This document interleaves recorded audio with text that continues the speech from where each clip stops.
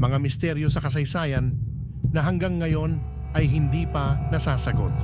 Sa likod ng bawat dakilang sibilisasyon, may mga lihim na nananatiling nakatago sa kasaysayan. Isa sa mga pinakamisteryoso ay ang pagkawala ng sibilisasyong Maya. Bigla na lamang iniwan ang kanilang mga lungsod. Walang malinaw na dahilan hanggang ngayon. At nariyan din ang Stonehenge. Paano naipatayo ang napakalalaking bato ng walang modernong makinarya? Sa gitna naman ng karagatan, may isang barko na natagpuang walang laman, ang Mary Celeste. Walang bakas ng labanan, walang bangkay, pero iniwan ng buong crew. Ito ang mga misteryong iniwan ng nakaraan, mga tanong na hanggang ngayon ay wala pang kasagutan.